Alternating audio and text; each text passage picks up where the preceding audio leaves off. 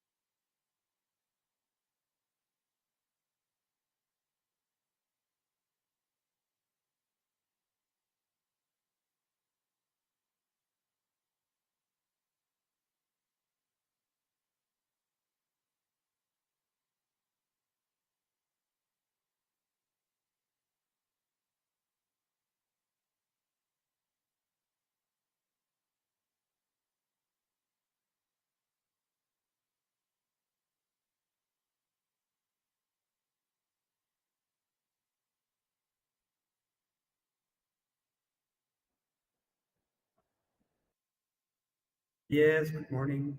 Thank you, St. Kitts, for testing. Uh, yeah, you're in mute, so we cannot hear you. Yeah. Perdón, I was saying good afternoon. You said good morning to me. Oh, I I'm said sorry. good afternoon. You're right. No, I can hear her. I can Thank hear you, you. Mavis Can is you? present. I can hear you Yeah. loud and clear. Yeah, me too. All right. Have a great one. Thank you. Nice to see you. Thank you. Bye-bye. Bye bye.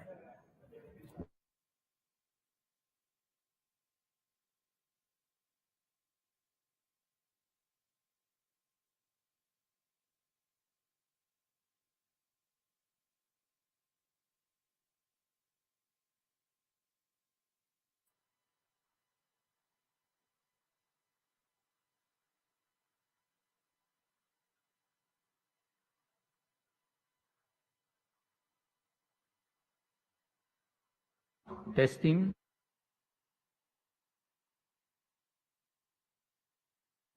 Testing.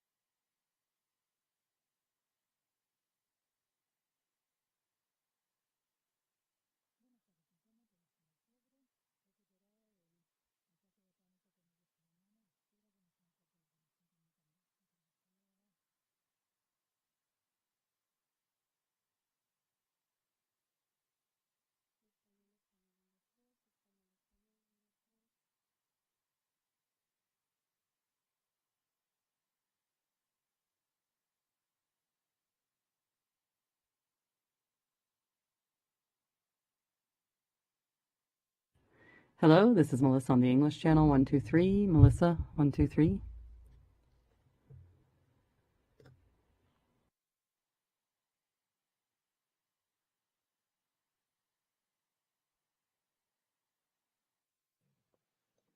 And this is Charlie on the English channel. Wait, I don't see him. Sorry. Yes, now I'm speaking into the microphone. Charlie on the English channel. Testing 1, 2, 3. There we go. Great.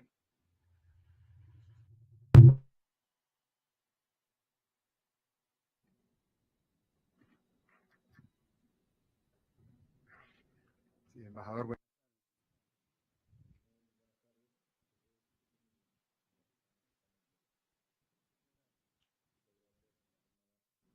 Igual, gracias.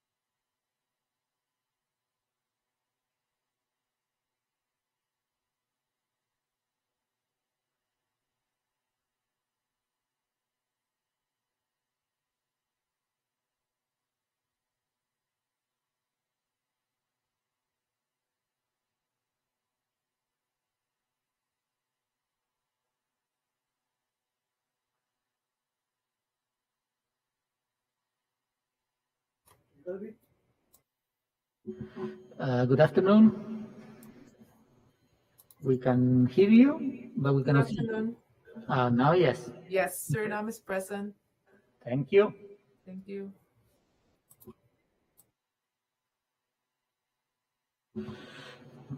Vamos a probar interpretación. Empezamos por inglés, cabina de inglés. Veo igual me está faltando un intérprete. Hoy soy Melissa en el canal de inglés 1212. Ok. Segunda And this is Charlie Roberts. Okay, great. Okay. cabina de español. Estela. Perfecto, Estela. Gracias. Segunda cabina de español. Buenas tardes, Esperanza. ¿Español? Sí. Portugués, fíjate a ver si lo escuchas bien. Marilda. Perfecto, muy bien. Gracias. Sí. Segunda cabina de portugués, Natalia. Muy bien, Natalia, perfecto. Gracias. Y ahora nos vamos a francés. Cabina de francés. Amélie. Perfecto, muy bien. Gracias. Ok, listo. Gracias.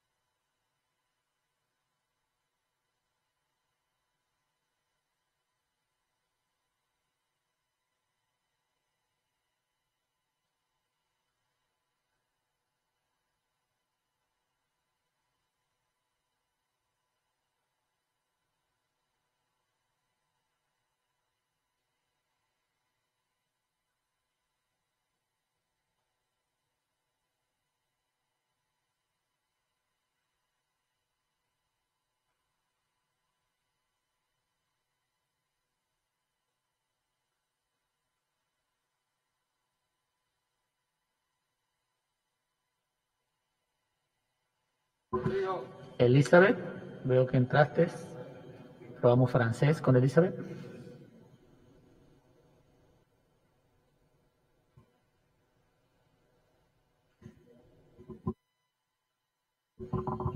Elizabeth. Perfecto, muy bien, te escuchamos. Gracias.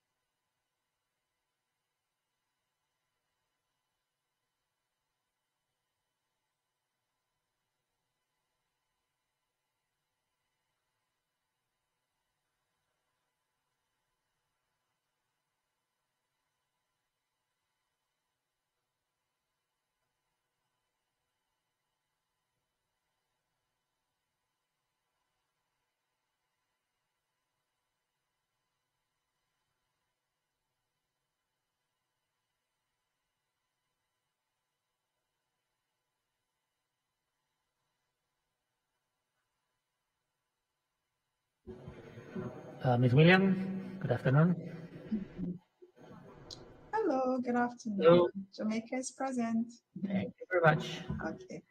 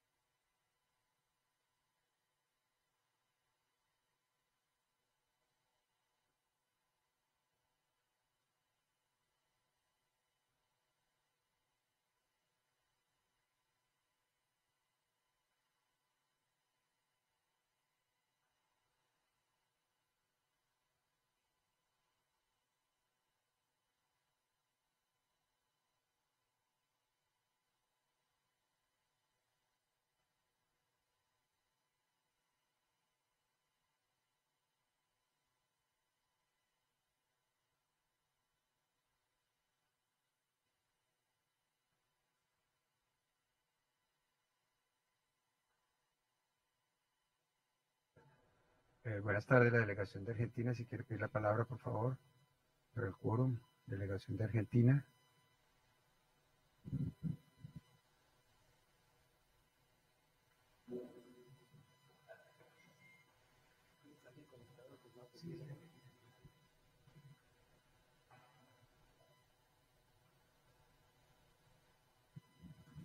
La delegación de Argentina, si es tan amable, hacer la prueba para el quórum, verificación de quórum. Muchas gracias.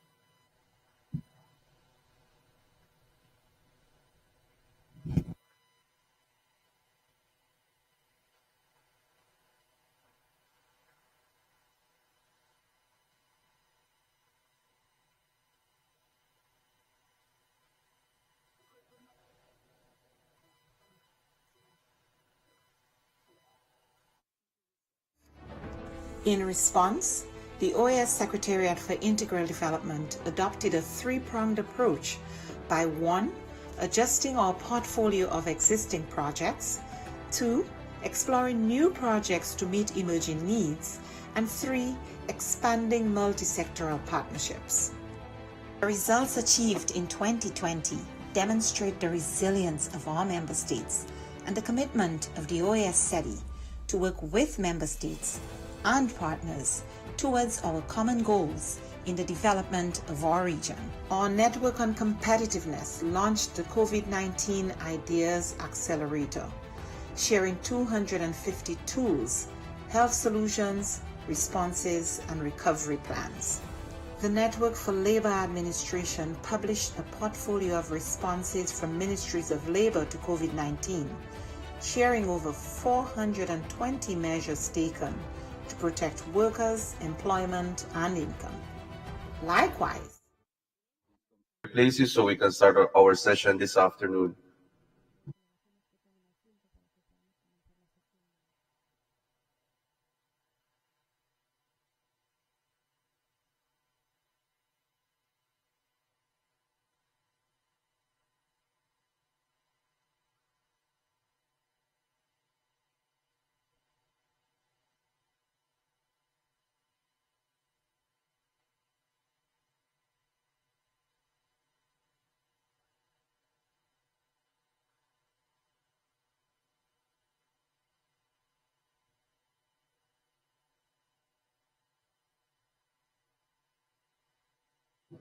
Mr. Chairman, with your permission, we will now confirm the quorum.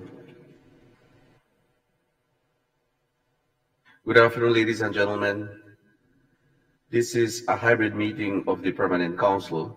We have delegations present at OAS headquarters in the Hall of the Americas and some delegations connected from off-site, outside of headquarters.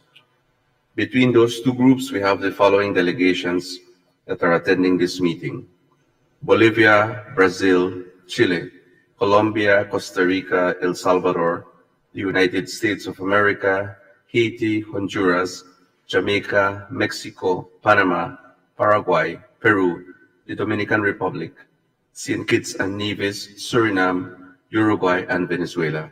We have quorum, Mr. Chairman.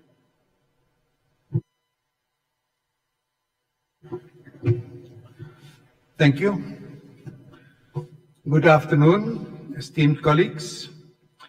Following verification of the quorum by the Secretariat, I'm pleased to declare open the special meeting of the Permanent Council, which has been convened in response to the traditional request made by the Permanent Mission of Spain to address the matter of the encounter of two worlds. Considering the draft order of business, which is in document CP/OD 2401/21, which actually has only 2 points: the adoption of the order of business and then the encounter of two worlds, and then we have remarks under that point. So I think if there is no problem with that, we adopt the order of business.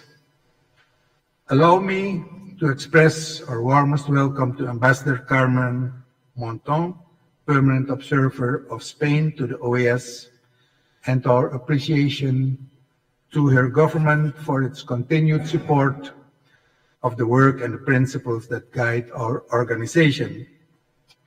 Likewise, I would also like to congratulate the Permanent Observer Mission of Spain, as well as the government and people of Spain on the occasion of their National Day, which was celebrated on October 12.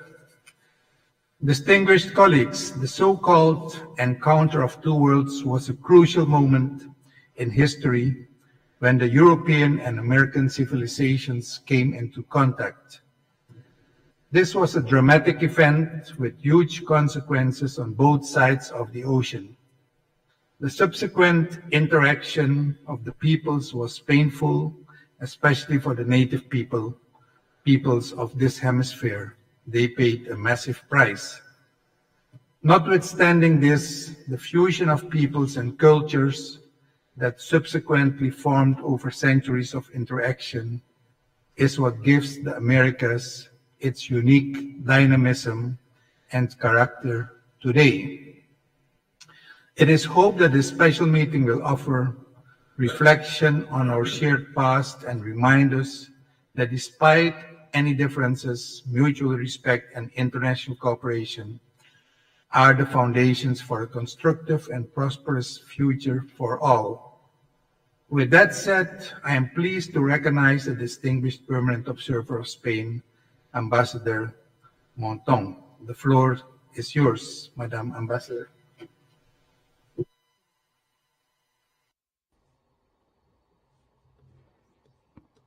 Thank you. Consejo Permanente, Secretario General. Thank you.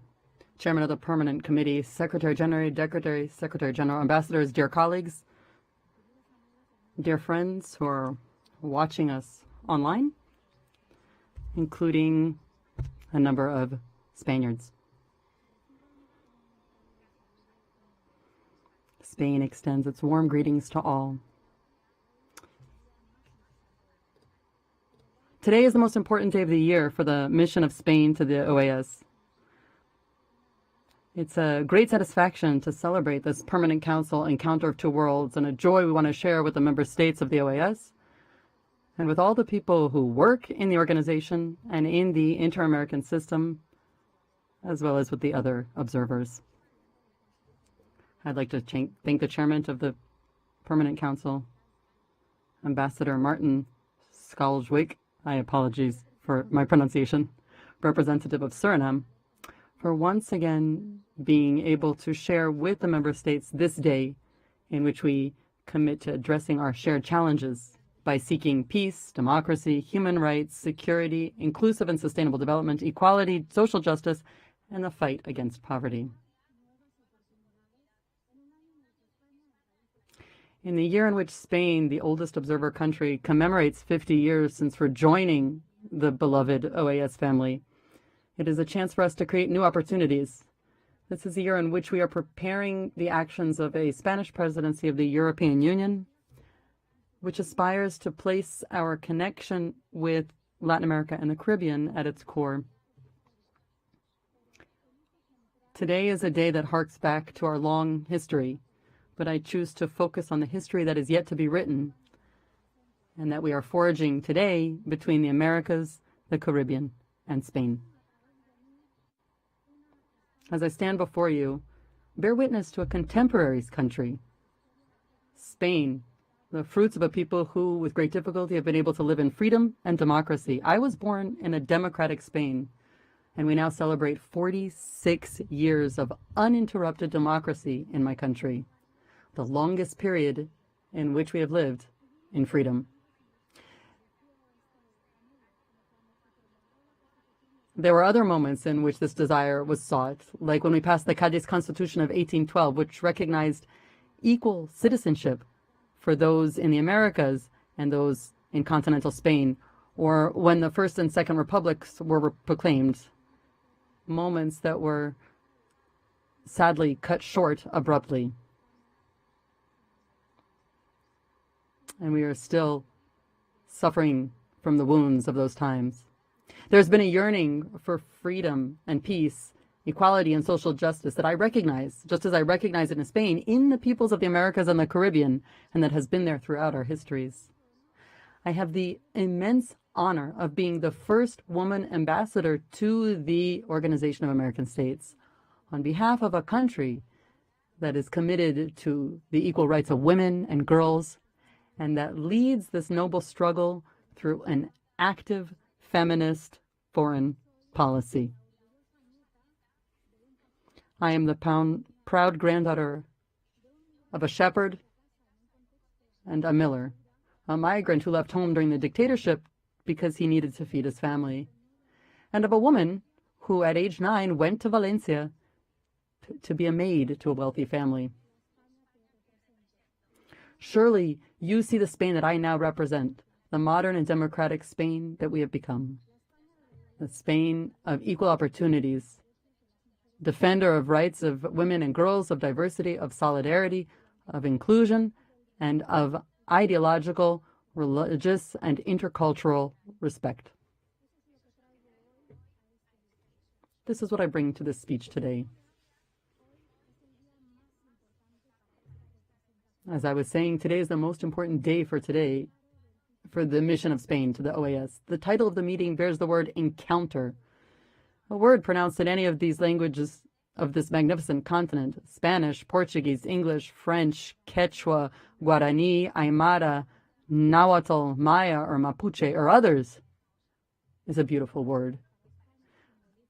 An encounter that for Spain symbolizes the will to join forces, to share, and to seek out joint solutions.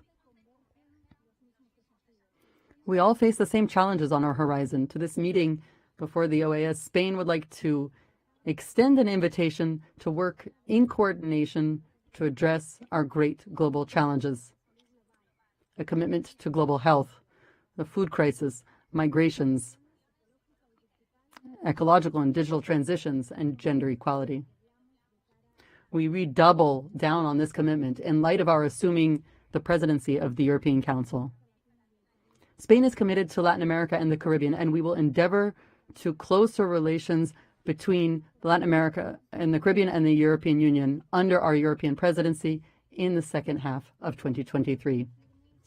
We would like Europe to reaffirm its broad and strategic consideration of Latin America and the Caribbean, starting with fortifying the crucial partnership between both regions. In addition, we wish to promote the Spanish language as our shared cultural heritage, because our common language can also serve as a bridge between the Caribbean, Latin America, and Spain. At the beginning of my speech, I mentioned our global challenges. I'd like to begin with global health, the access to the right to universal health, a right to which we are committed through our cooperation and alignment with the Pan American Health Organization. I would also like to take this opportunity to congratulate Brazil and Dr. Barbosa for being elected as new director. The Latin America and Caribbean has been one of the regions hardest hit by the pandemic. In light of this, the government of Spain has been supporting this region from the beginning, investing in universal access to the vaccine and donating more than 22 million vaccine doses. Spain was the first country to donate COVID-19 vaccines to the region. Vaccine access inequality among countries is simply insulting and runs counter to the general interest of all humanity. This was what President Pedro Sanchez said to the United Nations at the last General Assembly. Spain has thus promoted, with the backing of the European Commission, financial institutions, and regional organizations, a Team Europe initiative for vaccine production and resilience of health systems in Latin America and the Caribbean. The goal of the initiative is to achieve universal access to vaccines in the region by decentralizing production and strengthening public health care. The food crisis is another of the greatest challenges facing humanity as a matter of urgency, and it can only be addressed through the joint efforts of governments, multilateral organizations and institutions, as well as financial and civil society organizations. The government of Spain actively listens to the region's demands for international funding, which is why we are the first country in the world to have signed an agreement with the IMF, whereby we cede 20% of Spain's special drawing rights to the IMF's instruments for fighting poverty and promoting sustainability. The intent is that the most vulnerable countries, which includes the middle-income LAC countries, will be able to address this food crisis.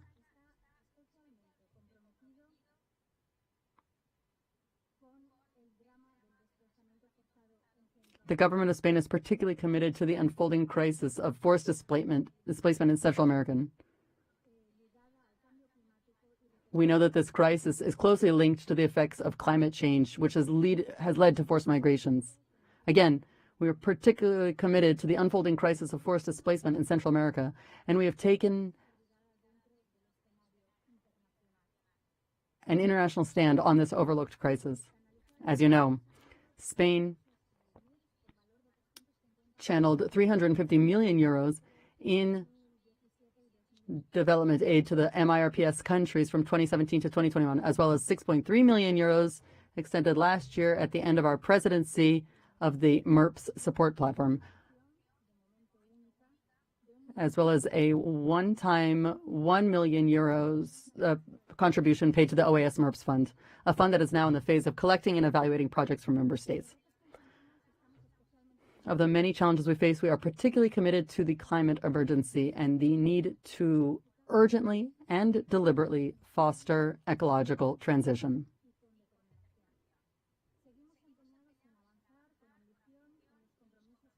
We remain committed to ambitiously moving forward on these commitments that were adopted and are working to make COP27 in Egypt a success.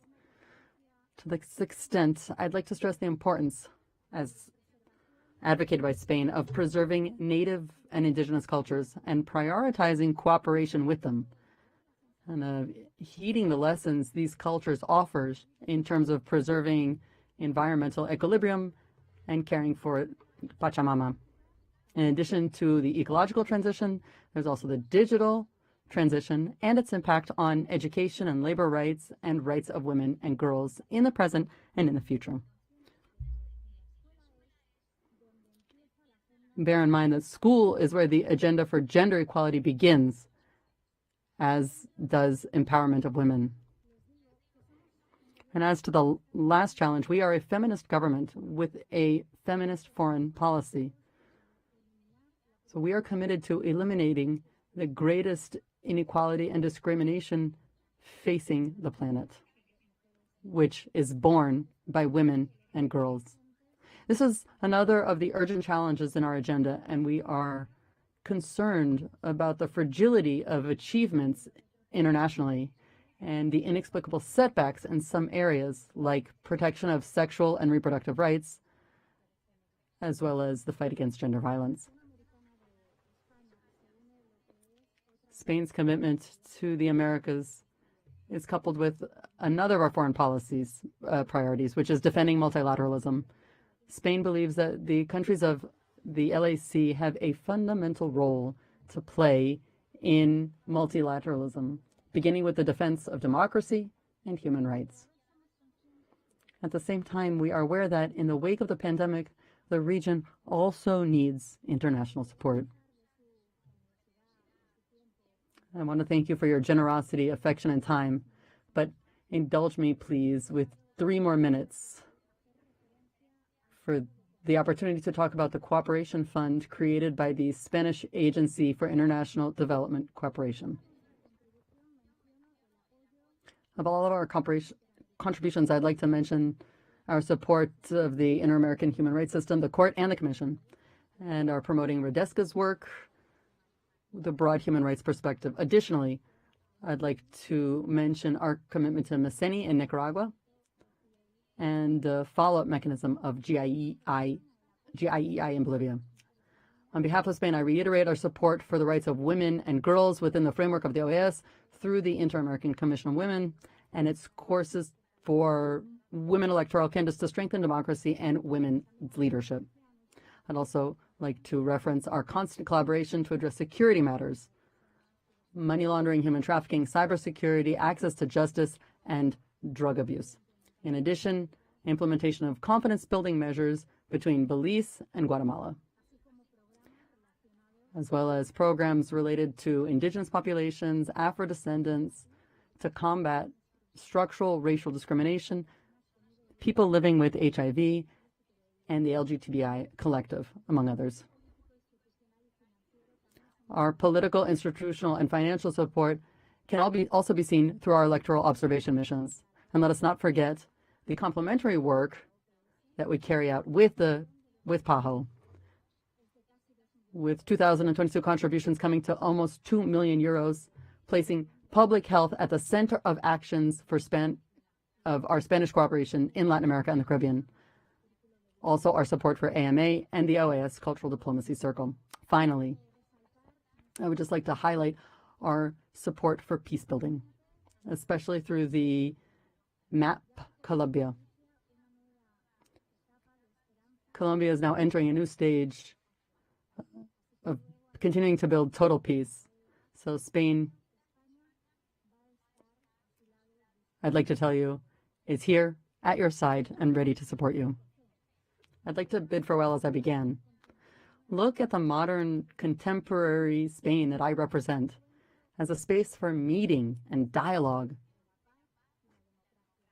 and the serving peace and democracy. Let me refer to the words of President Allende as a symbol of democracy to describe Spain, as he described Chile as it was going through its democratic transformation. This was in his 1972 speech before the United Nations. The drivers of change have been, as always, the people and their liberation, progressive liberation, to become the subjects of history. Spain is on the side of those who build bridges and facilitate consensus, understanding politics as a collective and hopeful activity. It is important to understand that Spain is on the side of progress and against those who wish to return to the past, a past that was no better than today. Let us move towards a future of respect, planetary sustainability, and fighting for equality in all of humanity. And in a world where wars still exist, where even today, I must condemn the Ukrainian invasion, Russia's Ukraine invasion. I'd like to refer to Aute, the Spanish singer-songwriter, to flee from the fights, to continue fighting for fraternal futures, brotherly futures, and solidarity, where everything false ends up on the wayside. Let us not lose sight, not even for an instant, of beauty. Thank you.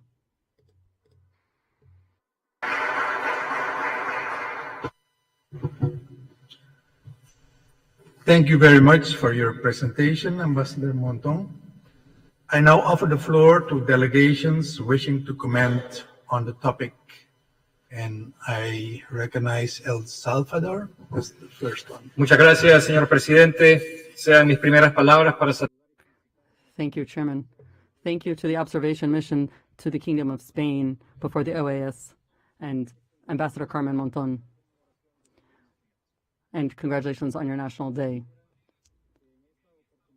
It is a great honor, after 2 years away, to be here in person commemorating this, overcoming the virtual limitations of the pandemic. This celebration coincides with the 50th anniversary of Spain as the permanent observer of the OAS.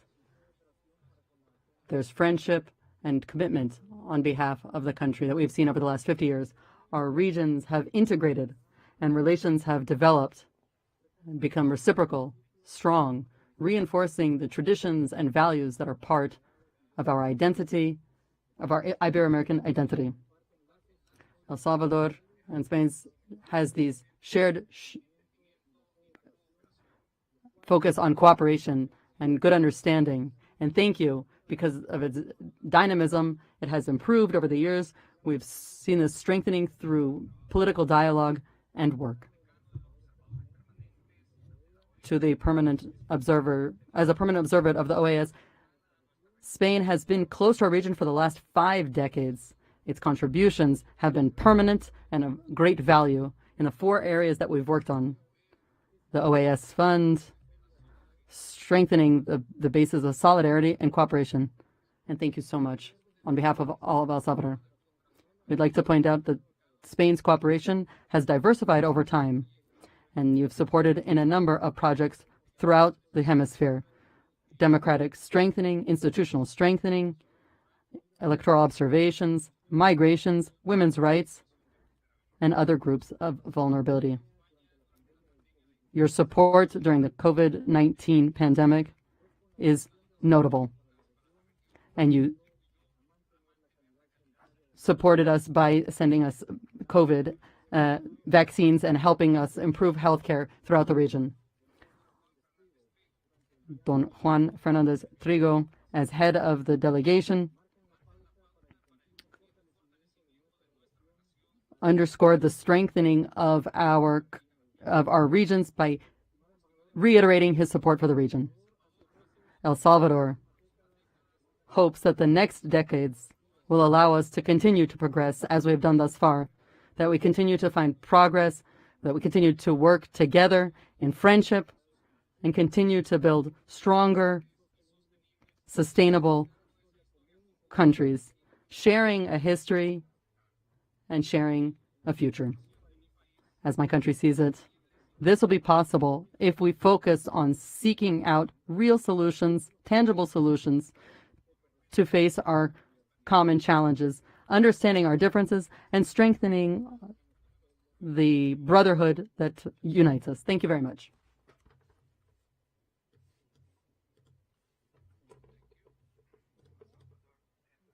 To Costa Rica. Muchas gracias, señor presidente. Thank you very much, Mr. Chairman. Alternative Permanent Representatives, Permanent Observers, Secretary General, Assistant Secretary General, Ambassador Carmen Monton, Permanent Observer of Spain to the OAS. Good afternoon to all.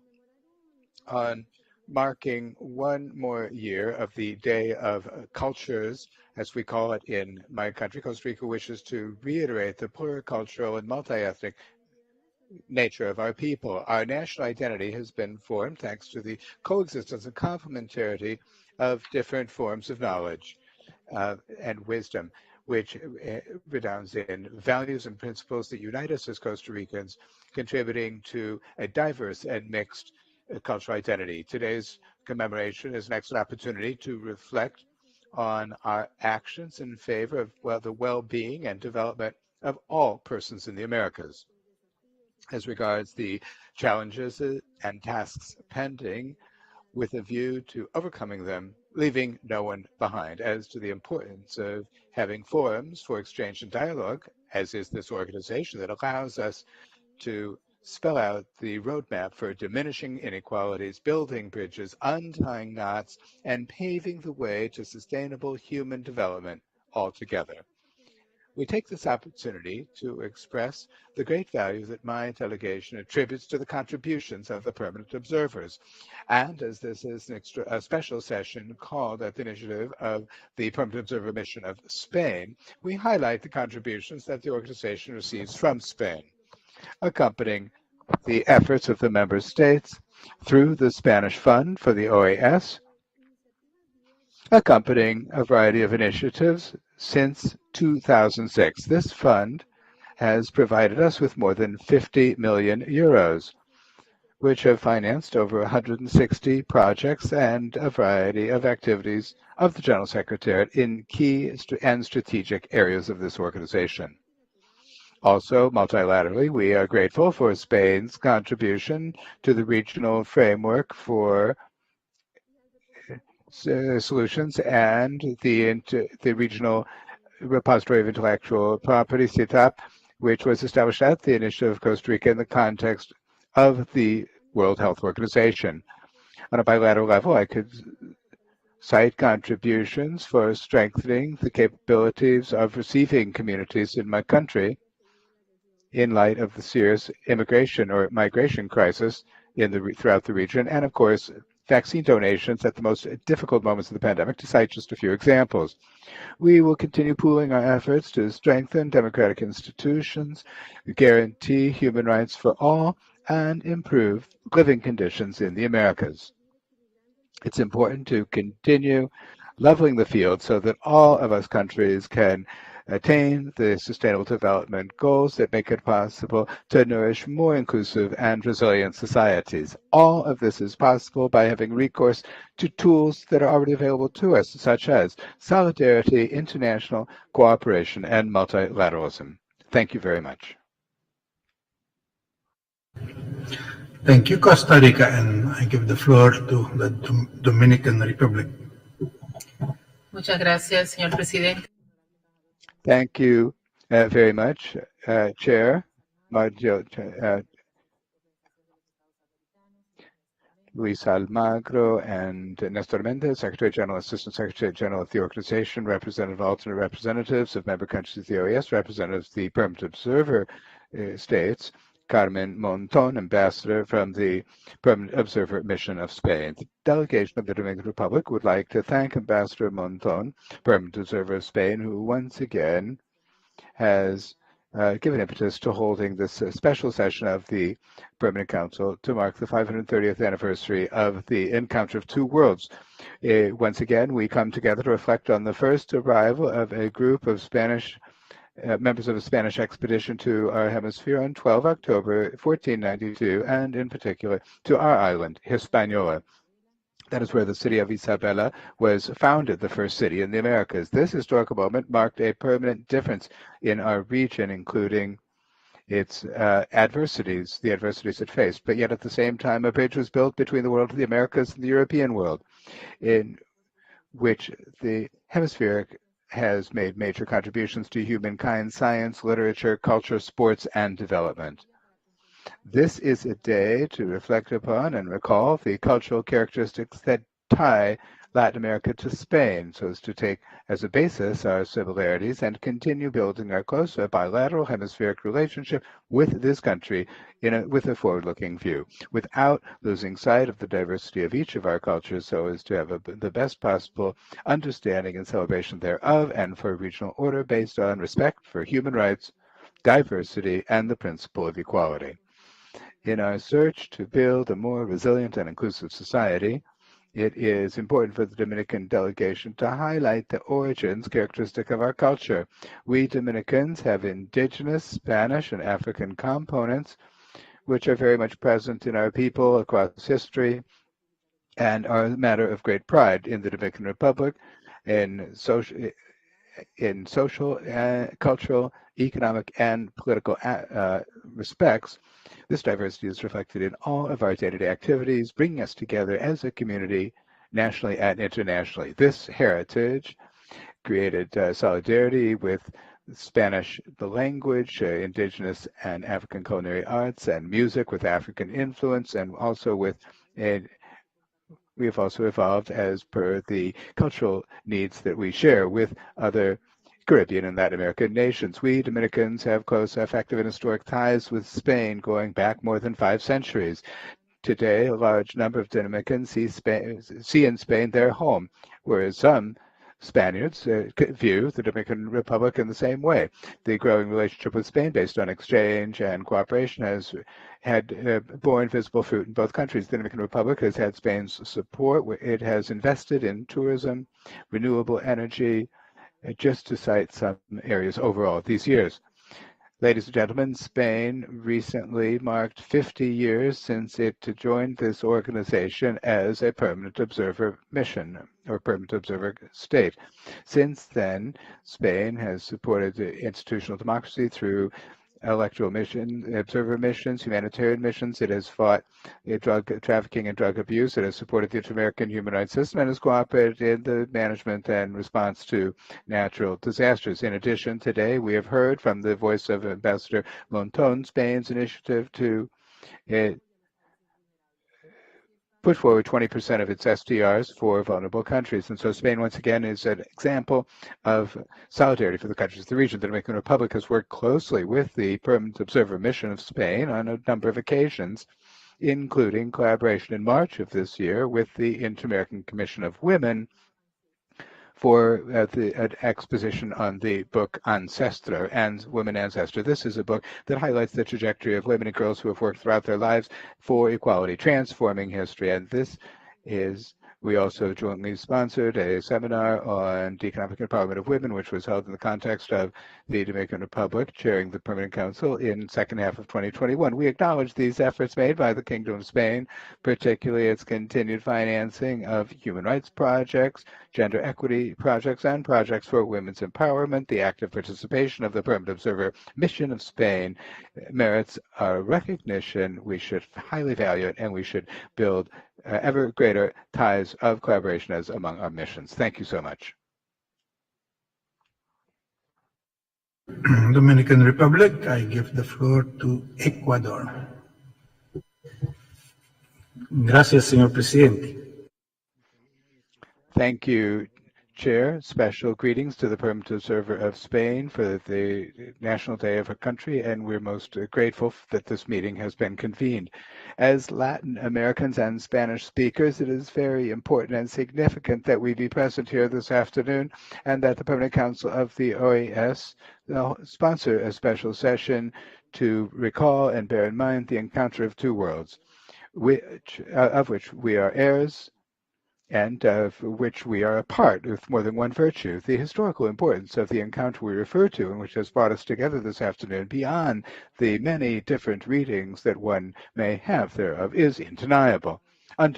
The various events in the wake of the encounter of two worlds are charged with important consequences for the native peoples and the ancestral cultures, which are also undeniable and have effects that will continue to be a matter for analysis and discussion precisely because those consequences have gone beyond the barriers of time. But we must also be just in looking at the huge contributions that have been made to us and which no doubt are part of our very existence. In Ecuador, we recognize the millenary roots that have formed us and are an essential part of our nation. These are the legacies of many, many generations of many origins, many with whose origins are in distant and even opposing places, but have come together in what we are with all of the wealth and diversity of our identity. There is a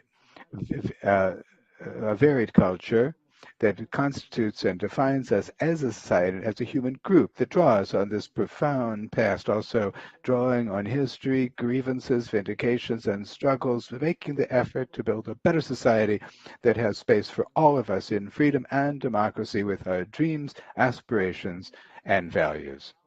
The elements that we've talked about in terms of this day for interculturality and pluriculturalism every 12 October in our country reminds us that unity in diversity is possible. Dialogue from various perspectives, different cultural perspectives, cosmovisions, and different forms of knowledge bring about a constant interaction that is unending, for it is the basis that makes it possible to build generation after generation an ever more just, less exclusionary, and truly inclusive society, a society in which mutual knowledge and knowing one another brings about as a virtue mutual respect. In 1492, Marines, sailors looked to the horizon and set out from Puerto de Palos, headed for India. Yet they went across unknown routes to an unknown world. Today, with radical certainty, we can all in instants go across the world virtually on the screen of a computer and see the structure of the entire planet, its geography, the extent of the oceans, the contrast between the blue of the sea and the green areas that show the continents, and the yellow areas that are the deserts. This panorama, which is accessible in real time, allows us to see that there are no borders on our planet. Rather, the only borders have been drawn by human beings, not only in maps, but also in our minds. And those borders are also historical legacies of how the world has been constructed. But the international system evolves, and as the charter of this organization says, international law is a norm of conduct of the states in their mutual relationships. We have specifically condemned the barbarism of war and aggression, and we recognize that any victory in such conditions that does not grant rights or power over territories. Right now, we are bearing witness to a painful episode that requires that we all reflect upon our individual and collective commitment to that necessary. We must reflect on the need to condemn the situation, and we also need to understand the issues facing the international legal system. At present, the encounter of our worlds is the greeting as among our nations, our peoples, our countries that truly enrich us. They demand that we have values, that we accept one another, tolerate one another, and that we blaze paths of constant cooperation which already exist and should not only be expanded but should also flourish and yield fruit. And this is an intentional analogy because the collaboration as among our worlds should be understood as a living system, interactions that generate virtuous cycles, but which at the same time need to be taken care of, worked on, and respected. Ecuador, on marking the Day of Interculturality and Plurinationality, grants due importance to the understanding as among different peoples.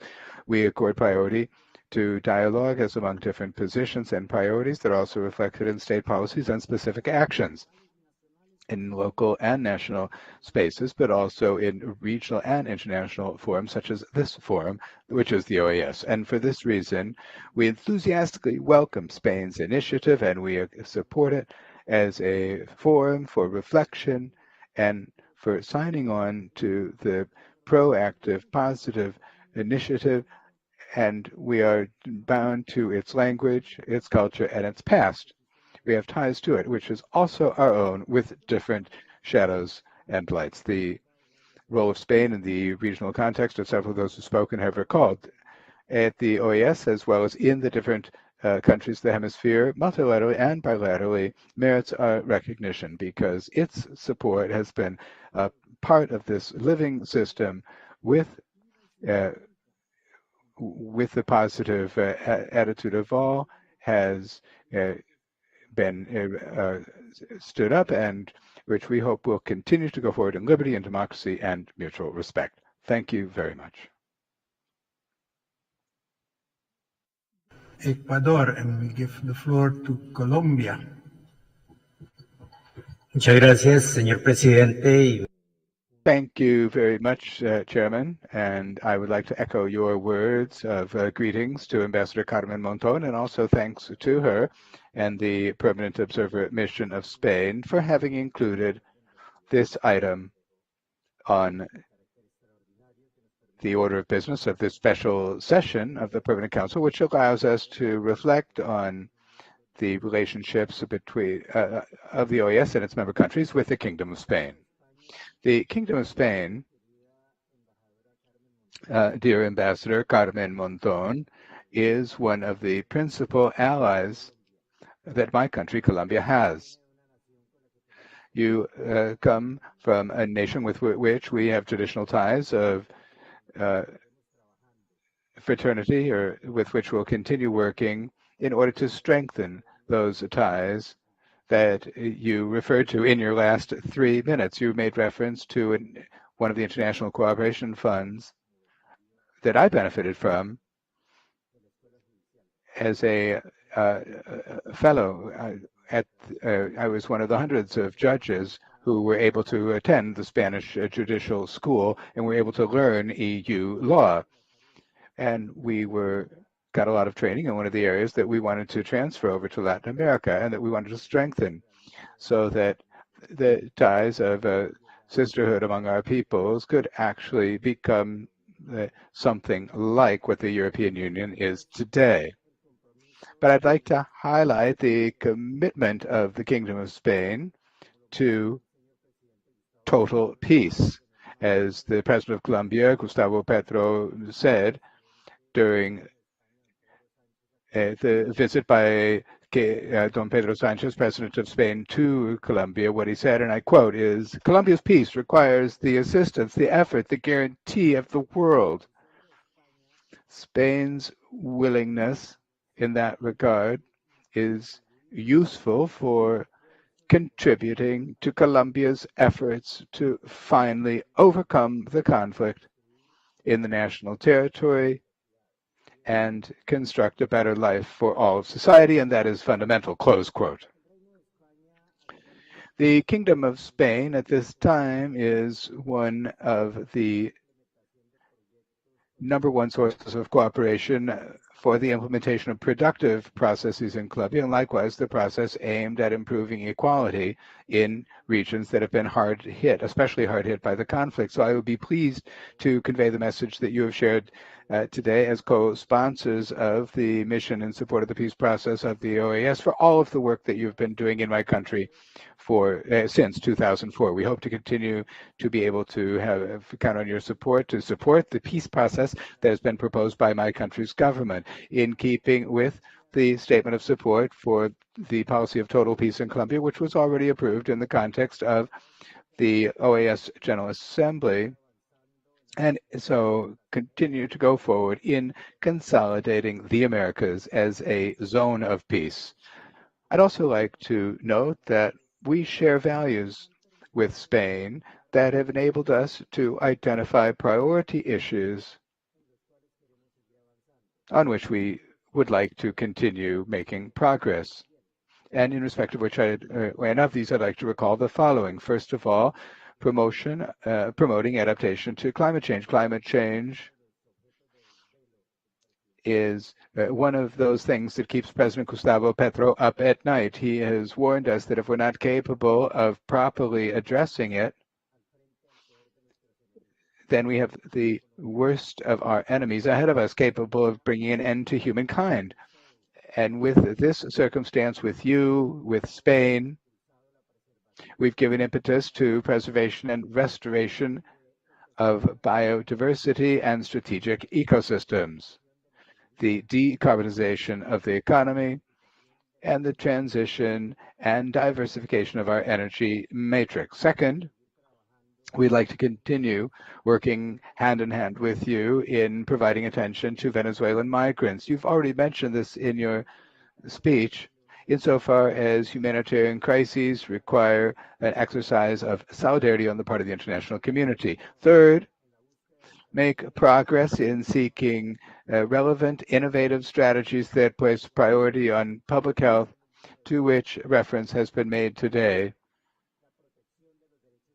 in the speeches, the protection of human rights, and international cooperation for addressing the world drug problem, all with the aim of overcoming the traditional approach of the fight against drug trafficking, as has been stated repeatedly by President Gustavo Petro. It has failed.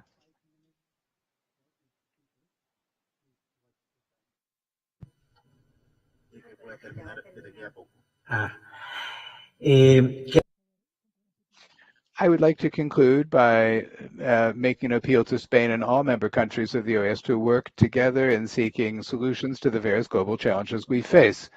But for us, Spain, and I cannot but note this, is very important. I wanted to highlight the fundamental role that the Kingdom of Spain and its government will play on assuming presidency of the European Union. Pedro Sanchez has said, and this has very much struck my attention in his meeting with President Petro, that there needs to be a summit once again between the European Union and Latin America and the Caribbean. And this, I think, we'll be seeing happen in less than 1 year. And I think that in that context, it's good to highlight just how essential it is that we continue giving impetus to this work so as to continue working in a spirit of friendship with which we will be able to attain the objectives we set out for ourselves. Thank you very much. Thank you, Ambassador of Colombia. I remind all the speakers that we have to wrap up at some point. And so please remain within the 5 minutes so that everyone gets his or her turn. I give the floor to the Ambassador of Chile. Gracias, Presidente. Thank you, Chair. As is traditional in October, we mark one more anniversary of the arrival of Columbus and his crew to this hemisphere. And, well, for thousands of years before, the peoples of the Americas occupied these lands with their cultures and their development and their languages. As from that day and the centuries that followed, a complex social process unfolded, which, like in all social processes, and particularly one that is so historical, there's a vision for talking about the histories that have given way to what are states today, encounters, conflicts, coexistence, mixing, and many lessons formed the societies that we are today, with any number of tasks still pending in light of the nature of this historical cycle. Nonetheless, we'd like to place emphasis on the common challenges that we face. Perhaps simply using the expression accent indicates just how common and diverse we are. We share the same language and different forms of Spanish with different tones, different idioms have all unfolded in this hemisphere. The Spanish language has developed even at different speeds, as we see with the work of the interpreters here. A few months after marking the 50 years of Spain as a 50th anniversary of Spain as permanent observer at the OAS, we recognize in Spain that it is essential, both because of the importance of its contributions, both because of their size and the areas in which they're made. While Spain is present under all four pillars that are the basis of the action of the Organization of American States, we'd like to highlight its major contributions to topics related to gender equity, gender equality, democracy, and human rights. Chile considers these are of the utmost importance. It is no accident that Chile and Spain both define feminism as one of the pillars of its foreign policy, and it's no accident that causes mentioned, the issues that have been raised by Ambassador Monton are some of those that are the most important for our country. My dear colleagues, we conclude these remarks noting that the identity of the Americas is indissolubly bound to Spain, and at this time, it is clear that the identity of Spain is inextricably tied to the Americas. One cannot be understood without reference to the other. We have shared a history that marked by ups and downs, and we still have far to go. Today, we have a close synchronism between the peoples and the governments. We're committed to equality, diversity, social rights, and the different forms of emancipation that are still a matter pending for our species. Among these, those that are most deeply implicated in our common history. The very generous mention by Ambassador Monton of President Allende shows this shared view. In view of all this, we salute Spain and our most sincere wish that we can continue pursuing these joint efforts both within and out and beyond this organization. Thank you very much. Within the 5 minutes, and I give the floor to Venezuela. Muchas gracias. Thank you very much, Chair. Special greetings to Ambassador Carmen Monton.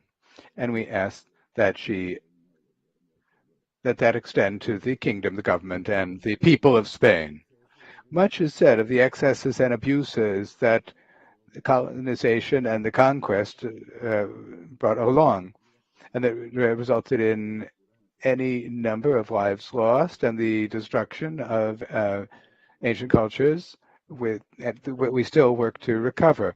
Nonetheless, we will never be able to hide that encounter of two worlds brought with it huge benefits for the inhabitants of the Americas, such as the language that more than 400 million of us speak in more than 20 countries, or a legal political system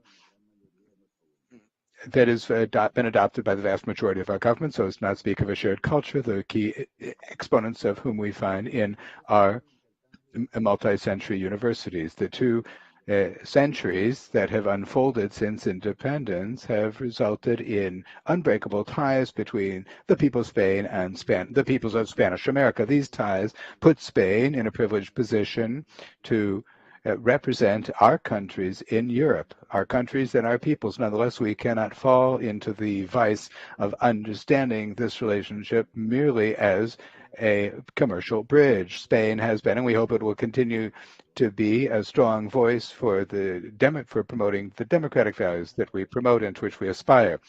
Beyond our Hispanic identities, all of us, including Spain, share the solidarity with those of us who have been and have continued to be subjected to the yoke of brutal dictatorships that violate the rights of their citizens, as in Cuba, Nicaragua, and Venezuela. In our case, Venezuela was a place of refuge for those who were persecuted by the Franco dictatorship. And today, Spain has hosts any number of Venezuelans who are fleeing from the dictatorship that has usurped power.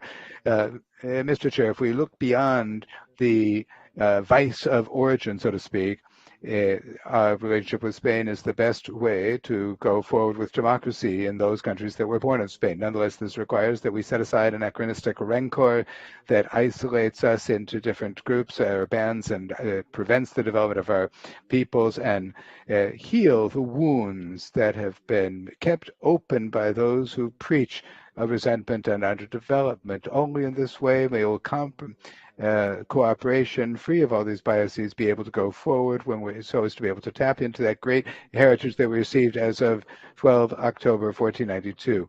They came with the power of Castile and the cross, but both have continued to have great significance for those who, as the great poet Rubén Darío said, continue to pray to Jesus Christ and continue to speak Spanish. Thank you very much. Thank you, sir. We give the floor now to Paraguay. Muchas gracias, presidente. Thank you, Chairman. My delegation would like to congratulate you for the opportunity to take the floor and talk about the encounter of two worlds. We also understand that this is very significant that we have an offering before Isabel the Catholic and the representatives and the representation of Spain before the OAS.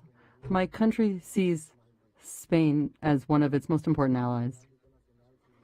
This is not just internationally, but in terms of the hemisphere as well. The observer missions from Spain have been intense and have been very cooperative in our country. They are always helping and collaborating and very offered great points of view, great help.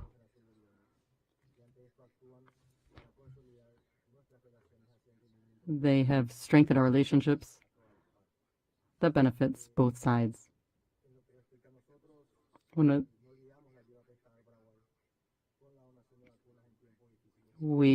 Paraguay thanks you for the support with the vaccines and the country's support for democracy in the continent, specifically with the electoral observation missions that Spain has consistently shown throughout the region. Spain has always had a very strong relationship with the OAS and all of our member states, and is always looking out for the well-being of our people. We hope that this cultural exchange continues to grow and that we have more exchanges and meetings between our countries and Spain. And we hope that we continue to promote the support of democracy and human rights throughout the world, working together. Thank you very much.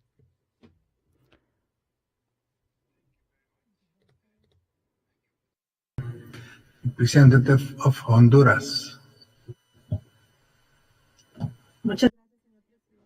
Thank you, Mr. Chairman. On behalf of Roberto Quesada, the ambassador, who is not here today, but is part of the training group, but I express these words on his behalf.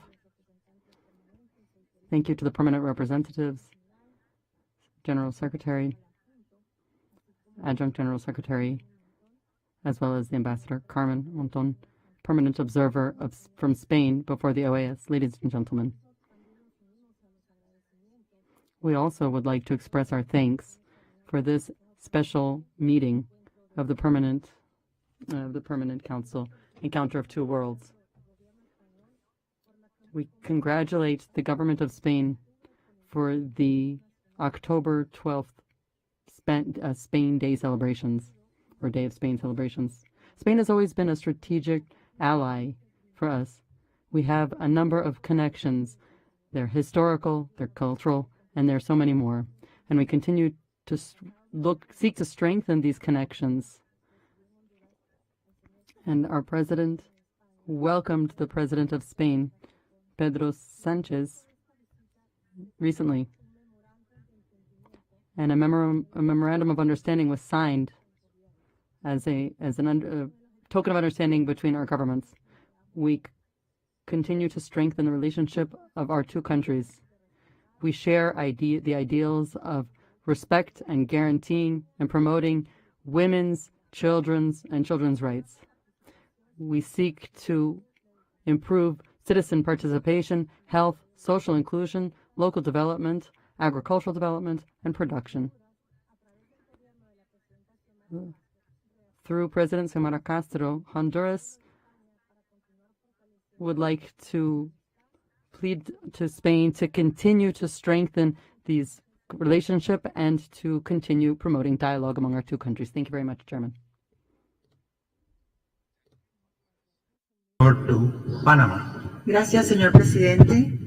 Quisiera iniciar. Thank you, Chairman. I'd like to congratulate our permanent observer, Carmen Monton, for the wonderful presentation, and congratulations to the people of Spain, the government of Spain, for this October 12th celebrations for the National Spain Day. We'd like to remember the historical moment in this encounter of two worlds, the European world and the world of the indigenous of the Americas is also important for the OAS. It's important to us to recognize what happened at this point and think about this as we think about our future. It's a great moment to reflect on what interculturality has offered from the perspective of an America that recognized the importance of its indigenous people and their cosmovisions, and has looked to embrace these different cultures that are part of this initial encounter to strengthen our multi-ethnical identity. Here in the Americas, we acknowledge that there are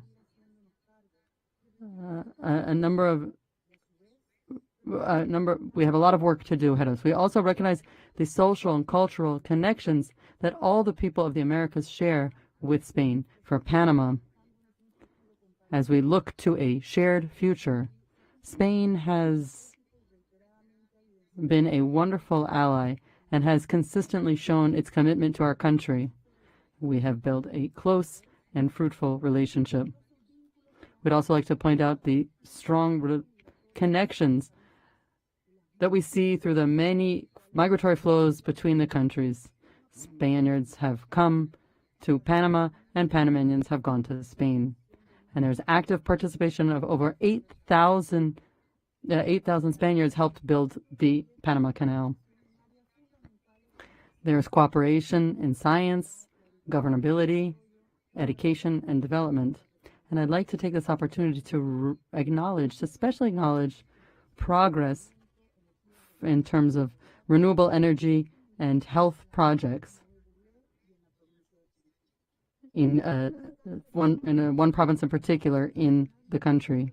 The government of Spain has been one of the largest donors and large cooperators in the region, and has set up a humanitarian and logistics center for international cooperation for development. The purpose is to quickly respond to emergency situations throughout the region. The Spanish Agency for Cooperation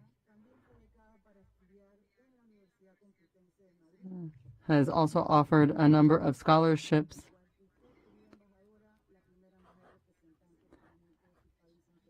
and our representatives, just like you, have also pulled themselves up from the bootstraps, just like you, Permanent Observer. Congratulations, once again to our wonderful representatives from Panama and to the permanent observer of Spain, and looking to the past, looking to the future, looking at the past, looking at the French, present, we'd like to look forward to building the future. Thank you very much. And I give the floor to the Ambassador of Uruguay. Gracias, presidente. Thank you, Chairman.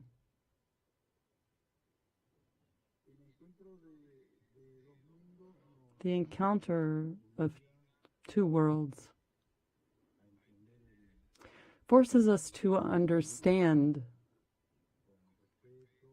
to come to grips with our past, and to be sensitive to it, to be respectful of it,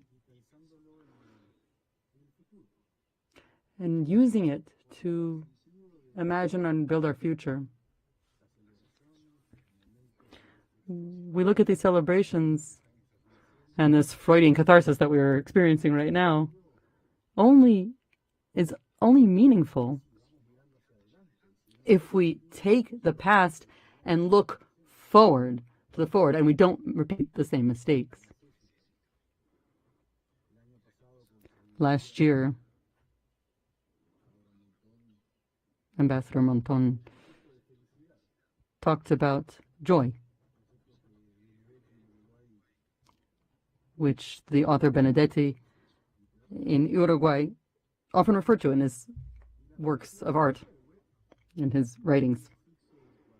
And the joy of the people only exists if we respect their presence. So everything that we do and that we say ends up in the democratic Trojan horse. If Spain and America need to understand, if there's something they need to understand, and I believe they do, is that since democracy, with democracy, fighting for true democracy, everything we talk about actually makes sense. Everything. That is why it is so important to bring this down to the pragmatic, down to the ground, really bring this down to the ground. Practically speaking, we've got millions of Venezuelans migrating. Practically speaking, we've got authoritarian regimes and authoritarian push in Nicaragua. The push for a democratic future is not fearing a discussion regarding Cuba. These are the democratic paths before us. These are paths that we must tread, those of us who believe in democracy. I know that this is what we all understand. It is clear to me that this permanent council will focus on these very important issues. And it seems that this is the path that we must tread. We have to pass through the synergies of inexences, and we have to look at Cervantes and Quixote.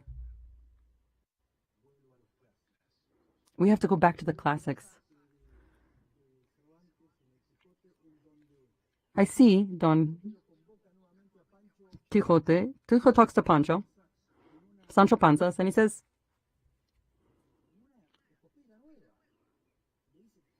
to him, Sancho, we got to go this way. And Sancho's very practical. Sancho Panza says, no, that's not where it is. We don't have to keep going. He says, it's there. It's enough. Quixote look back to the destiny. What is their destiny pushing them to do? What's their fate? I think that's what we need to do, is look at our fate and look at what our tasks are before us. The battle, the struggle is for democracy. Democracy and all of its manifestations and all of its forms and all of its foci. Being here means understanding our identities and taking this time means understanding the joy of the country and the agreement of the European Union and Mercosur agreement, and we're there. We're expectant. We are hopeful. The life expresses itself in pragmatic facts. So we're looking to build synergies, build understanding, but real understanding.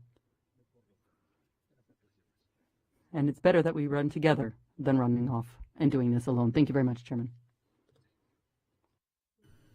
Remarks, Ambassador.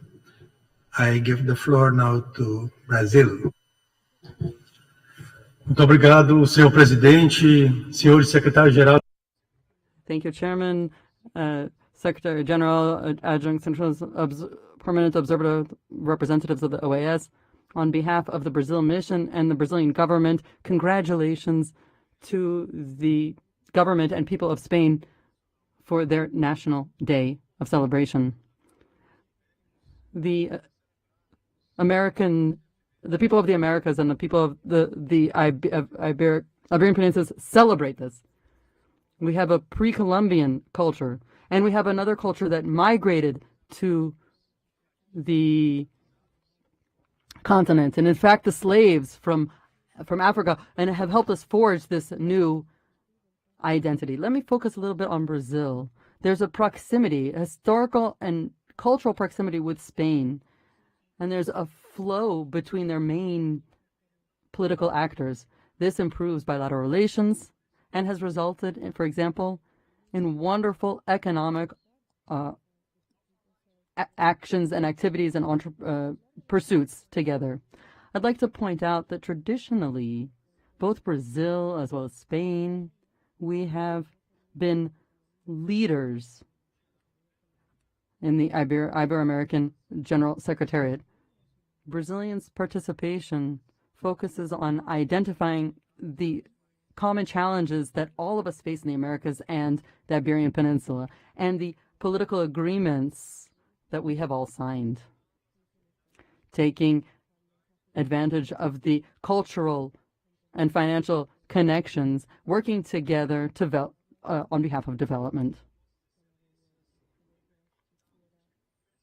I'd like to personally talk about how wonderful it has been personally as ambassador to Spain in Madrid. This is from 2010, 2014. I learned so much as a diplomat.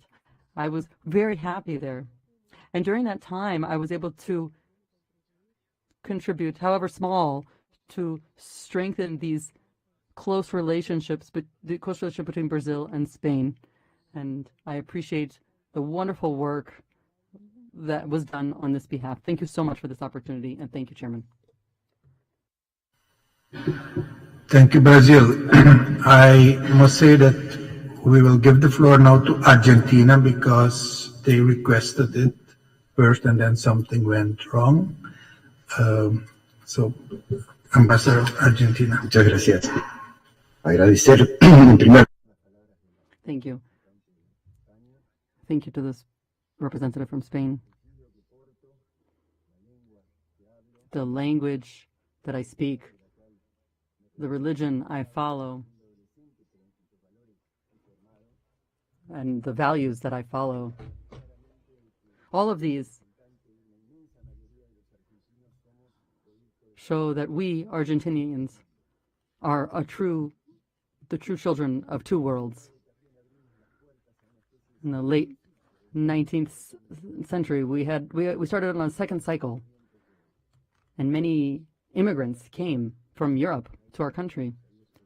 And I think the open arms of Spain and the many companions, the open arms that they showed to those who suffered under the dictatorship in Argentina. The cultural expansion and the cultural opportunities that they've supported and given to us, this has also been the results of a number of interactions between different parts of the world.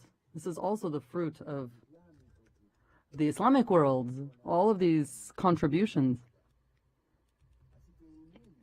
all of these joint contributions. The world is a consequence of an encounter of two worlds. I don't believe in the shock of civilizations. I believe in the conversion and convergence of civilizations and cultures. I'd like to honor, recognize, and celebrate Spain's partnership and participation in so many organizations throughout our region. For the last 10 years in my country,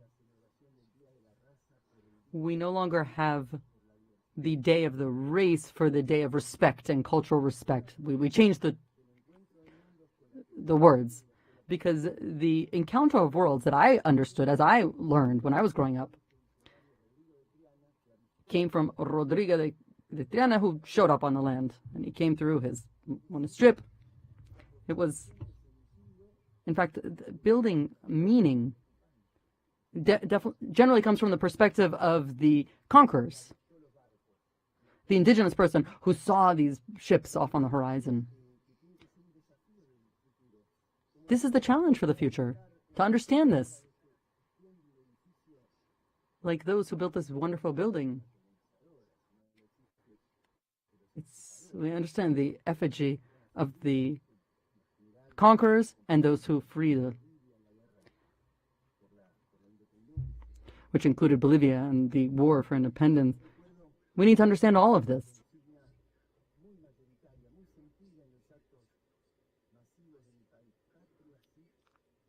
I understand the mass movements in my country. Allow me also to dream of a future in this encounter of two worlds. Let's make it something more symmetrical, more equal, more aligned. What am I dreaming of? What am I thinking of? And I am doing this so that we in Latin America can also be observers of multilateral organizations. In Europe, why not? Why couldn't we also observe? Just observe. Not intervene, not opine, just observe. Why couldn't we dream of that? Imagine that. Observe the monarchies, political systems, how they develop. Sometimes it takes a long time to set up a government. Sometimes you have a number of different governments in a single year. But we want to observe this. Observe how military bases are developed and set up.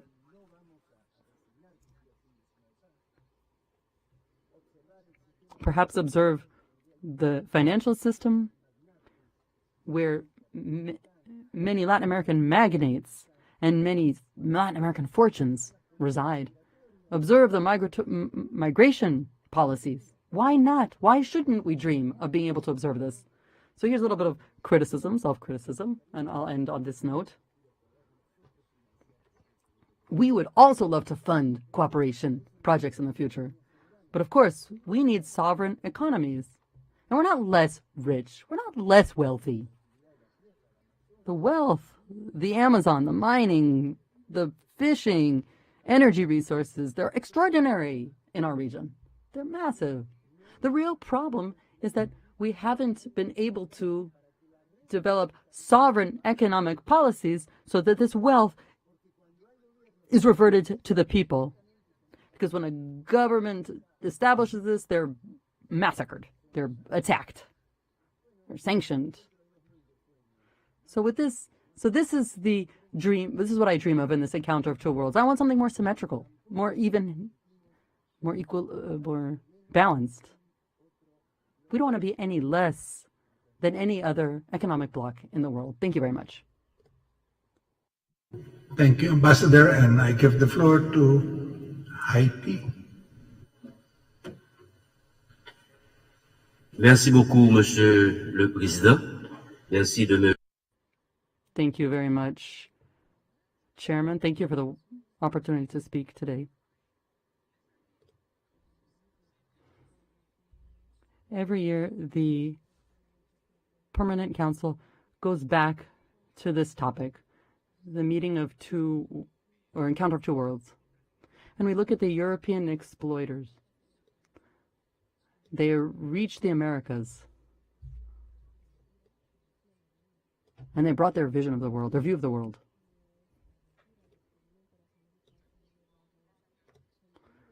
This gave a space for a world that led to suffering in human beings. There was a role in that suffering. Today we see that we can't continue in these veins. We need to think of how we can forge a better future for us.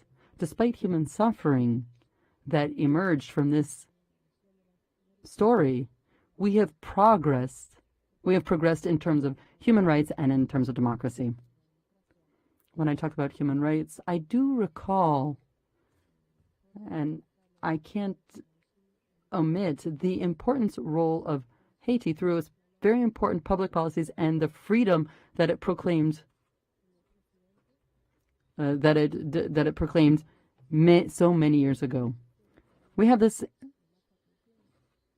encounter today, and I'd like to stress that Haiti has supported progress in human rights,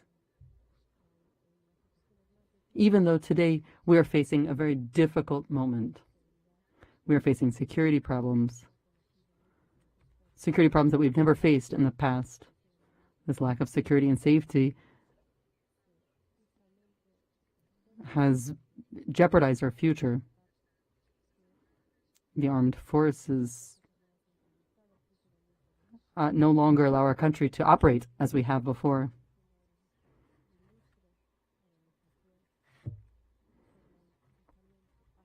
Haiti has sought out the support of the member states to help us in terms of human rights and to improve us and help us as a society. Chairman, we're facing a very critical situation in Haiti.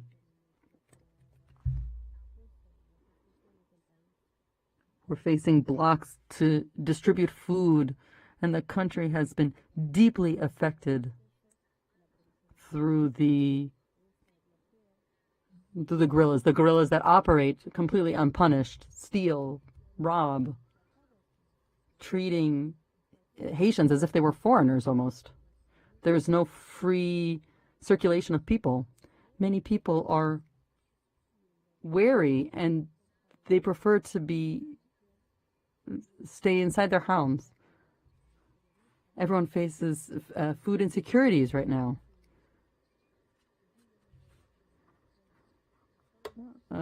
Reporters have stopped working. Children have stopped going to school.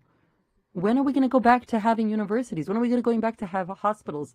The people who are sick, women who need oxygen, people who need help. Private companies have basically left. They no longer operate in our country. Haiti needs urgent solidarity, active solidarity from this organization and from the world. The lack of security in Haiti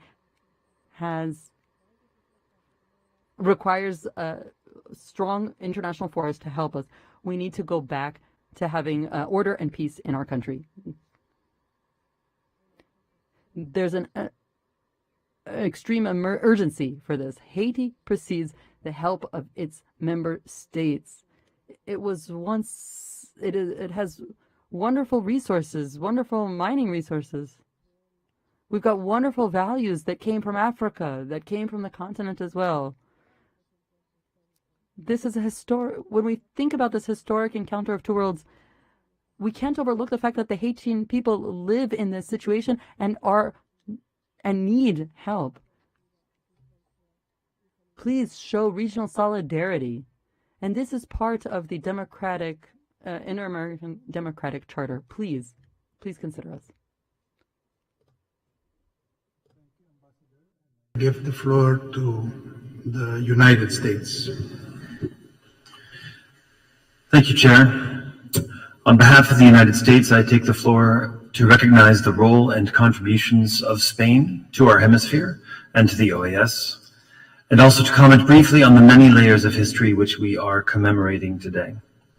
I would like to begin by thanking Ambassador Monton for her personal engagement and leadership at the OAS, as well as the government of Spain and the people of Spain for their advocacy, generosity, and support of key OAS programs and initiatives which are central to the advancement of the core values of this institution. In particular, Spain's long-standing and consistent support for OAS electoral observation missions and other key functions, which rely almost entirely on voluntary donor support, has proven vital to strengthening democracy in our region and serves as a positive example for others. We applaud Spain for these efforts. Today, as we celebrate the encounter of two worlds, we acknowledge multiple aspects of our hemisphere's history. For decades, on the second Monday in October, the United States government has officially recognized and celebrated Columbus Day. On that day, we recall the story of Columbus' journey, which remains a source of pride for many Americans whose families also crossed the Atlantic. His voyage inspired many others to follow, including those from other European countries who ultimately founded the United States of America. And my country is also the product of immigration from every other part of the world, many coming of their own free will in search of a better life, but many others coming against their will, enslaved. But celebrating Columbus Day and celebrating the role that immigration plays in our nation's history recognizes only one part of that history. Last year, for the first time, the U.S. government also officially recognized the second Monday in October as Indigenous Peoples Day. By doing so, we acknowledge what for far too long we did not acknowledge, that Christopher Columbus did not discover America, as I learned as a boy in school. Nobody discovered America. Nobody discovered the so-called New World, but rather Columbus and others came to a land just as old as the one they had left behind, a land already populated by people with their own culture, their own political and economic systems, their own institutions of government. On Indigenous Peoples Day, therefore, we honor the sovereignty and resilience of Native Americans and the immense contributions that Native Americans have made to the world. And we recommit ourselves to upholding our solemn trust and treaty responsibilities to tribal nations, strengthening our nation-to-nation ties. For centuries, Indigenous people were forcibly removed from ancestral lands, displaced, stripped of their sovereignty, and banned from worshiping or performing many sacred ceremonies. Yet today, they remain some of our greatest environmental stewards. They maintain strong religious beliefs that still feed the soul of our nation, and they have chosen to serve in the United States Armed Forces at a higher rate than any other group. Native peoples challenge us to confront our past and to do better, and their contributions to scholarship, law, the arts, public service, and more continue to guide us forward. So, as we commemorate today the appropriately named Encounter of Two Worlds, as we celebrate Columbus Day and Indigenous Peoples Day, and as we in the U.S. also have just concluded National Hispanic Heritage Month on October 15th, we acknowledge all of these strands of our history, which are fundamental not only to the United States, but in varying ways to all 35 nations in our hemisphere. We again thank Spain for requesting this meeting today and for your continued commitment to this hemisphere, to this institution, and to its principles. Thank you very much. Thank you, United States, and I recognize Bolivia.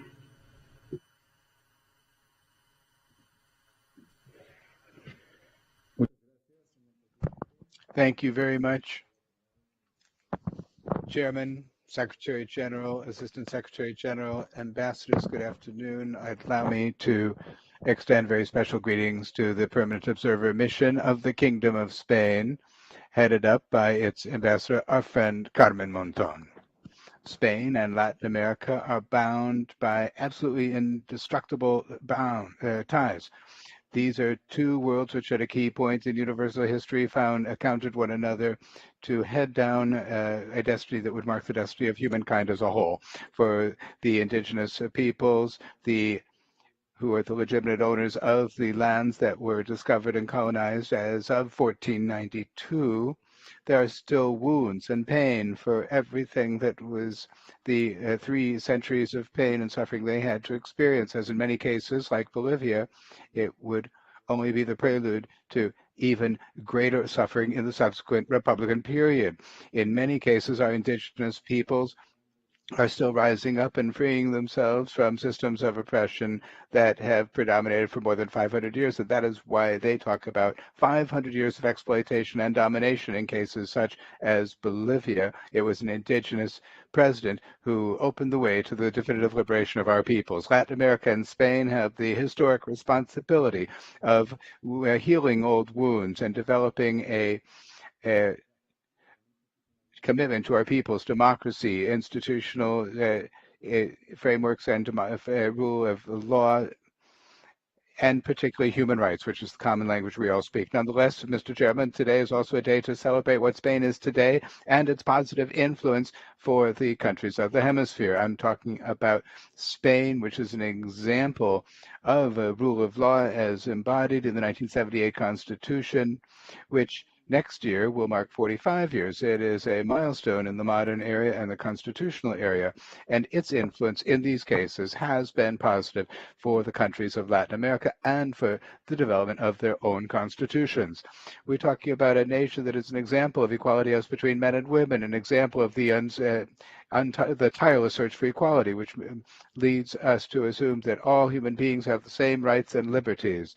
And we are the very raison d'etre for the existence of legally and socially organized societies. In other words, the ultimate aim of the state.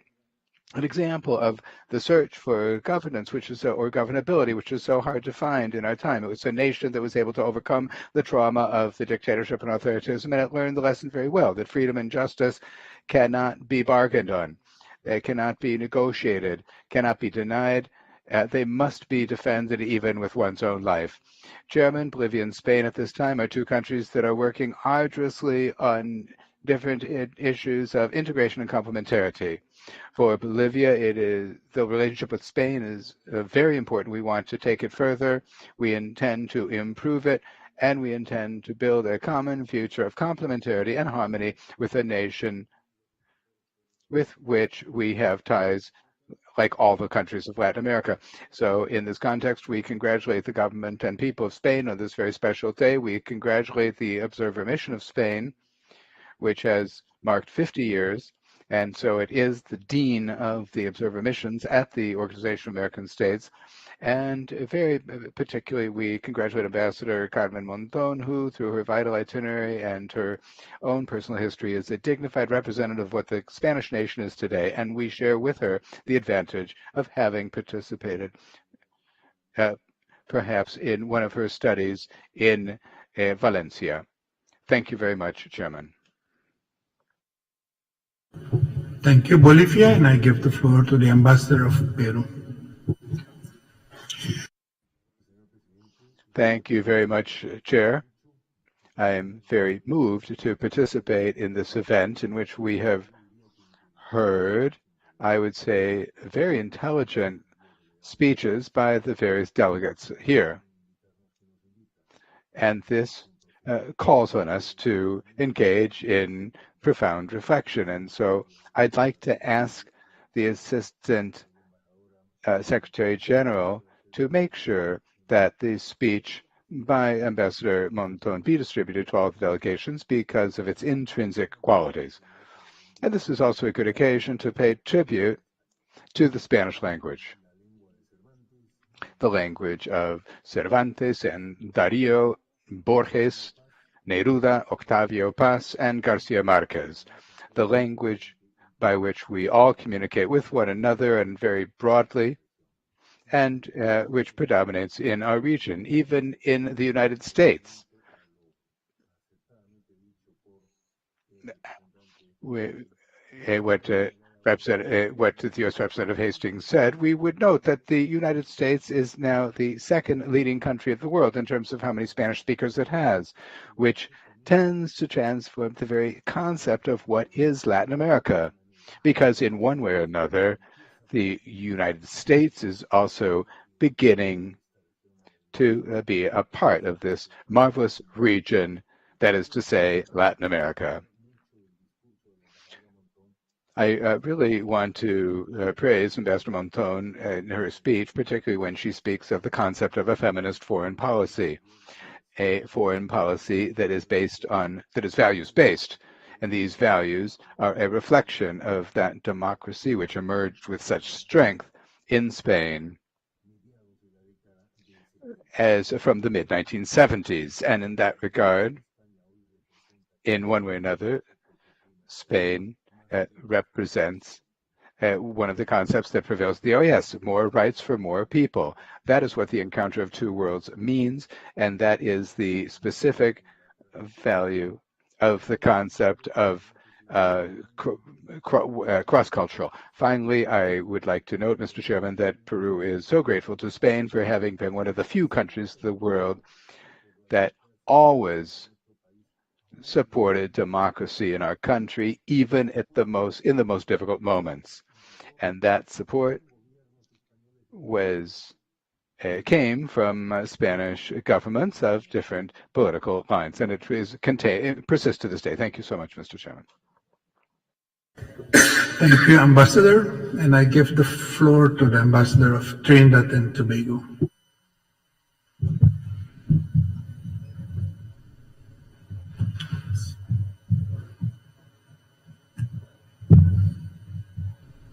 Thank you very much, Chair. Chair, the delegation of Trinidad and Tobago is grateful to the Permanent Observer Mission of Spain to the OAS for having continued to request this meeting to review and, even more importantly, to look forward to the many opportunities and imperatives that the future now requires us to embrace as member states of this hemisphere, as we strengthen our cooperation for the mutual benefit of our countries and citizens. This delegation is also grateful to you, Chair, for having convened this special meeting. In the statement delivered by Her Excellency Ambassador Monton, the significant role played by Spain in strengthening our cooperation as member states of this hemisphere is clear. Trinidad and Tobago has noted and welcomes the reiterated commitment of Spain to further deepen its cooperation with the member states of our region, and in particular for our Caribbean community CARICOM, as we prepare to celebrate our 50th anniversary in 2023. This year, we meet amidst several recent developments in the multilateral environment that have highlighted the importance of the role played by Spain in strengthening our cooperation. For example, up to as recently as 23rd May 2022, Government of Trinidad and Tobago received a shipment of 43,200 doses of Pfizer COVID-19 pediatric vaccines donated by the Kingdom of Spain. And Spain continues to be a key donor to the Seaport Cooperation Project established in 2010, in which Trinidad and Tobago has been participating since 2016, and which supports beneficiary countries by reinforcing their capacities to combat illicit maritime trafficking and associated criminal networks, enhances international cooperation in tackling illicit transatlantic maritime trafficking, and promotes information sharing among national maritime security interagency units through its National Maritime Information System. Trinidad and Tobago has also identified other areas of shared interest for future cooperation with Spain, including energy, tourism, and cultural cooperation.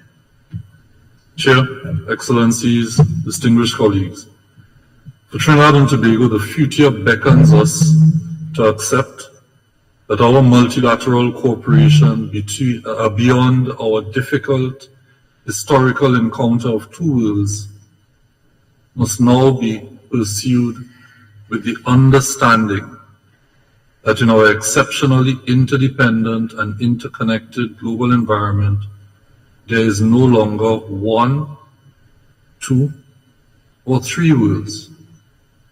There is now a single planet, a single humanity, and therefore a single world. We must now all commit to preserve and protect that single planet, to ensure the peace, productivity, and prosperity of all its people, without inequality or discrimination, especially for its indigenous peoples, Afro-descendants, and women. As I conclude, we must remember that we have all just committed to fight against inequality and discrimination at our 52nd regular session of the General Assembly of this organization in Lima, Peru. I thank you, Chair. Thank you. Thank you, Ambassador, and we will now listen to the blessed words of the Holy See. Señor Presidente, Secretario General. Mr. Chairman, Secretary General, Assistant Secretary General, distinguished representatives, special greetings to the representative of Spain, Ambassador Carmen Monton. The delegation of the Holy See is pleased to attend the holding of the special session where each year it is a time for reaffirming the values and the roots on the basis of which this Latin America has been constructed since the far-off year of 1492, which is when the encounter of two worlds happened. Any number of events have unfolded that have forged the soul of the Americas as a land of encounter. The very particular history of this hemisphere is written by all of those who have been part of it, the indigenous peoples, migrants, and those who have made this hemisphere their home. In this very unique path, it has been recognized by Pope Francis on several occasions following his predecessors. For this reason, the Holy See encourages that this special occasion lead to valuing and healing what happened, but also to moving forward together with a view to addressing the new challenges ahead. The General Assembly recently held in Lima had as its motto, "Together against inequality and discrimination." Collaboration is necessary to address the urgent challenges threatening the region, such as poverty, the COVID-19 pandemic, migration, violence, human trafficking, the environmental crisis, the fragile governability in several places, threats to the family, to religious freedom, to name just some. This delegation considers that the encounter of the various realities needs to be strengthened with spaces that strengthen listening, a sincere dialogue, so as to be able to attain justice, progress, and peace among nations. The Americas know about encounter and human rights. Many persons who have come before us in these lands have given us examples in this regard, those who have favored and supported dialogue as between the cultures of the old world and the new. Among other things, this delegation would like to highlight those exemplary missionaries like San Pedro Claver, Bartolomé de las Casas, Junípero Serra, and Francisco de Vitoria. They were capable of bringing to these lands, along with their faith, recognition of the human person and the defense of the inherent human dignity of all, which should be protected by law, independent of nationality, religion, or race. Based on this principle, they valued and protected the indigenous populations, and they established the basis of human rights. Mr. Chairman, this delegation of the Holy See is of the view that this regional organization can support dialogue and collaboration so that the various peoples of this hemisphere can encounter one another and go forward in mutual understanding, making for an ever more inclusive and just hemisphere, and one marked by ever greater solidarity and fraternity. Thank you very much, Mr. Chairman. Thank you. And that was the last member of the delegations. And I give the floor to the Secretary General. Thank you, Mr. Chair. Today we mark one more anniversary of the encounter of two worlds, an encounter of cultures, so as to create a cultural blend that we experience today in the Americas. That 12 October 1492, no doubt, marked a historical moment for the world. We congratulate Spain upon its National Day through its ambassador and permanent observer, Carmen Monton, to whom we are especially grateful for her work here in the organization and for the support and cooperation of Spain. Today, with a serene and critical view, we can talk about the advantages that stem from interculturality, the importance of sharing a common language, the importance of our mutual contributions made on one or another side of the Atlantic can bring benefits. One must also analyze and mention unfortunate events that have taken place during the conquest and colonial period through the enslavement of Africans brought by force to the Americas, or also all of the bloodshed and oppression of indigenous peoples. These cannot be considered separately. They are part of a common history in which, like all history, there are bright and dark spots. Mr. Chairman, in the Americas, each of our nations has assumed its own identity, which are all informed by common elements, and there are others where there are differences in order to create this multiculturalism that enriches us so much. Here in this House of the Americas, we are a representative sample of this interculturality of which we are proud, having integrated different cultures and nationalities and maintaining a unit, while at the same time maintaining unity. Most of the nations of the hemisphere have a common language, Spanish, that is spoken by about 400 million persons, including peoples from the Caribbean, the United States, and Canada, making it into one of the most widely spoken languages in the world. In this way, they maintain a close tie between Spain and the Americas. Distinguished Ambassador Carmen Monton, the Kingdom of Spain 50 years ago became the first permanent observer from outside the region.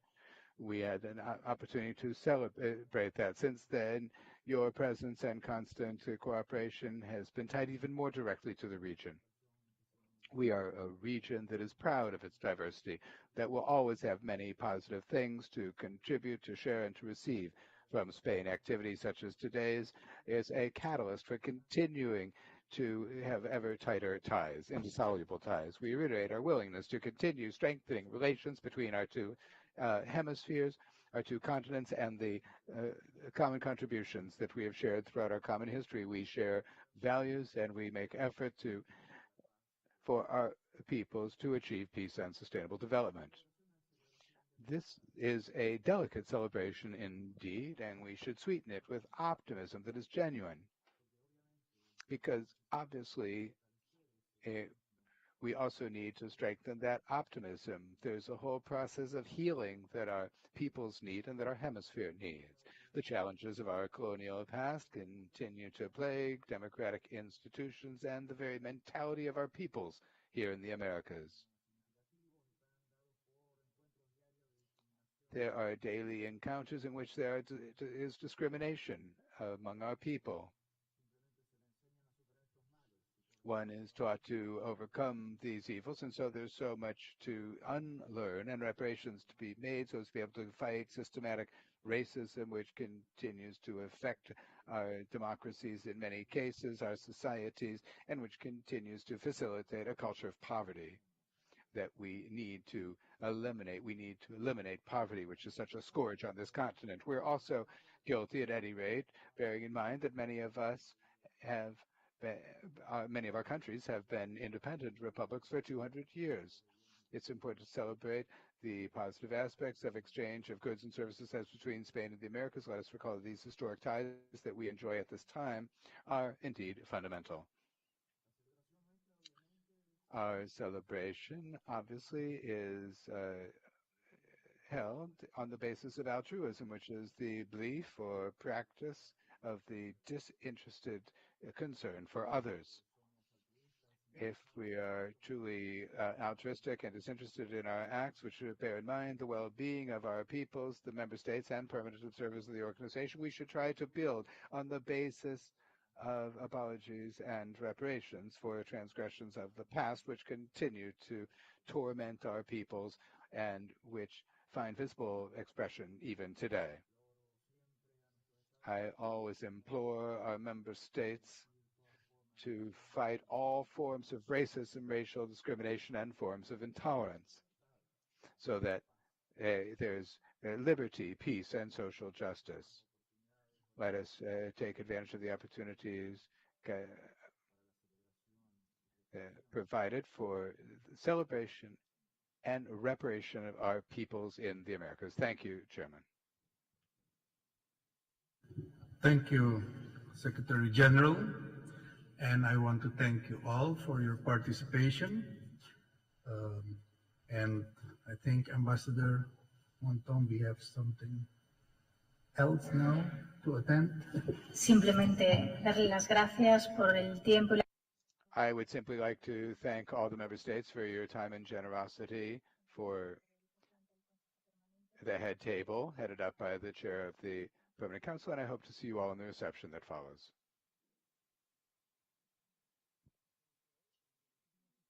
Adjourned.